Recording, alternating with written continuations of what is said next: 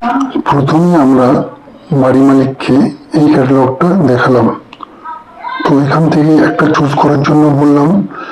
তো উনি এটা থেকে এই মডেলটা চুজ করার পর আমরা সিঁড়ি বানানোর প্রসেস শুরু করে দিলাম। তো প্রথমে আমরা সিঁড়ির এক প্রান্ত থেকে আরেক প্রান্ত পর্যন্ত সুন্দরভাবে লেবেলিং করে নিলাম।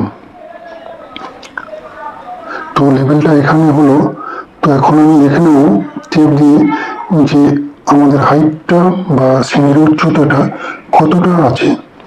তো এখানে আমরা দেখে নিলাম যে 1350 আমাদের এখানে সিঁড়ির উচ্চতাটা আছে। তো 1350কে আমরা 9 দিয়ে ভাগ করে নেব, যেহেতু 9টা ধাপি আছে। তো ভাগ করার পরে 150 আসছে। তো 150 কে আমি আরো 15 বাদ দিয়ে দেবো। এটা পাথরের থিকনেস। তো সবকিছু টোটাল মাপ করার পর আমাদের এখানে মাপ দাঁড়ালো 135 তো প্রথমে আমরা 135 করে একটা হোয়াইট টাইলস কাটিং করে নেব। তারপর একটা 135 ব্ল্যাক টাইলস, তারপর একটা ব্ল্যাক টাইলস আমরা 135 করে আবারও কেটে নিলাম। কাটিং করার পরে আমরা তারপর একটা 50 ব্ল্যাক টাইলস কেটে নিলাম।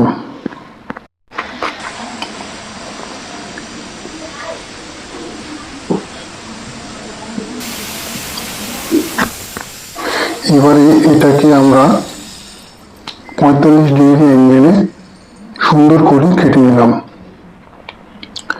এটাকে সুন্দর করে কাটিং করতে হবে।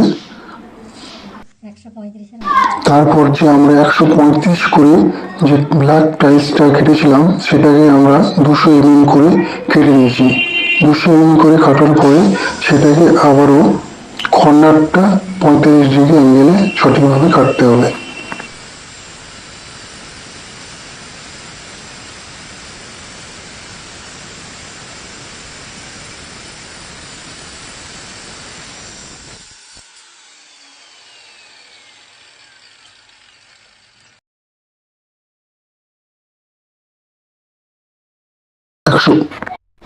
তারপর 135 করে যে হোয়াইট টাইলসটা আমরা কেটেছিলাম সেটাকে এখন আমরা 100 করে 45 অ্যাঙ্গেলে কাটিং করছি।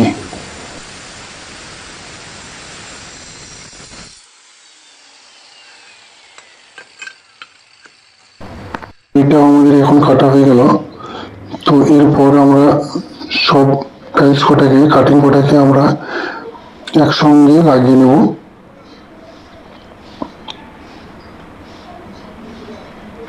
সঠিকভাবে কাটা হয়েছে কিনা সেটা দেখার জন্য।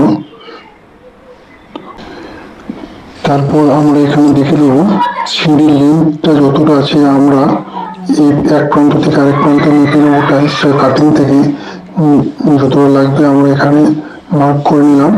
সব মালগুলো কাটা কমপ্লিট হয়ে গেছে। তো সবগুলো মাল কাটিং করার পরে আমরা এখানে এবার আঠা জমাবো। তো আঠা জমানোর প্রসেসটা একটু কঠিন।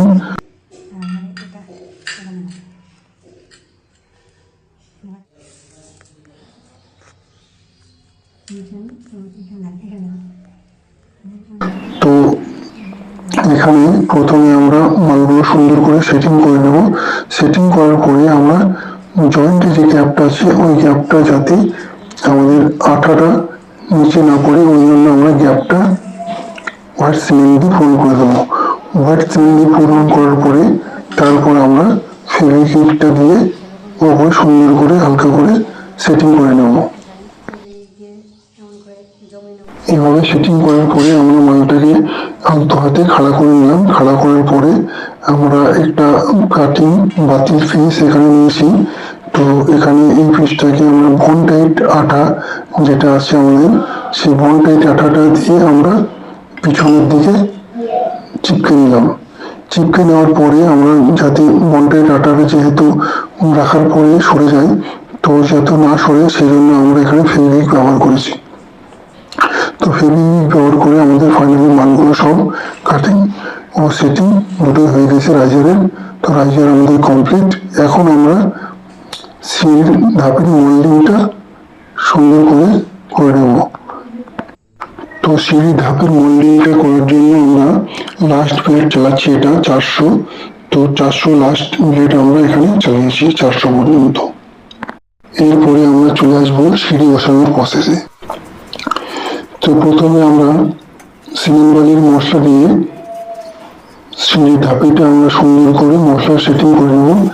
তো মশলাটা পূরণ করার পরে এখানে আমি সিঁড়ির যে ধাপেটা আছে ওটা সেটিং করে একবার দেখে নিলাম যে এখানে সঠিকভাবে এটা লেবেলিং হয়েছে কিনা। তো এখানে সঠিকভাবে লেবেলিং হয়ে গেছে। লেবেলিং করার পরে এবার আমি এটাকে তুলে আবার সিমেন্টের গোলা দেবো।